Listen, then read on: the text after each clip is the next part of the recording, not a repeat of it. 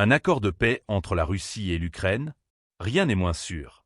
Car qui, à Kiev, aurait aujourd'hui l'autorité légale pour signer un tel document?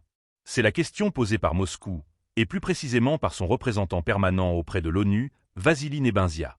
Un enjeu capital, selon lui, qui pourrait remettre en cause la validité de toute future négociation.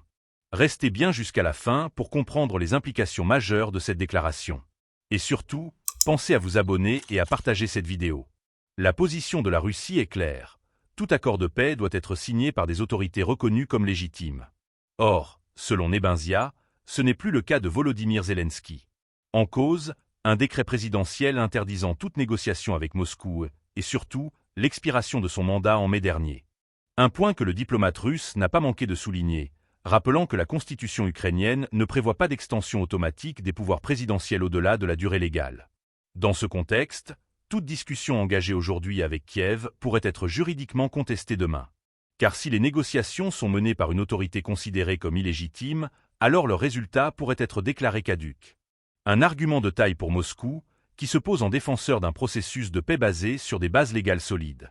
Mais derrière cette prise de position, se cache une stratégie plus large. En insistant sur la légitimité des dirigeants ukrainiens, la Russie remet en question la stabilité politique de son voisin. Une façon d'affaiblir Zelensky sur la scène internationale et de préparer le terrain pour d'éventuelles négociations sous d'autres conditions, avec d'autres interlocuteurs. Alors, cette déclaration marque-t-elle un véritable blocage dans le processus diplomatique, ou s'agit-il d'une manœuvre pour pousser Kiev à la table des négociations aux conditions de Moscou? Une chose est certaine, dans ce conflit où la guerre des mots est aussi stratégique que celle menée sur le terrain, chaque déclaration pèse lourd. Ces déclarations résonnent dans un climat international déjà tendu, où chaque mouvement diplomatique est scruté à la loupe.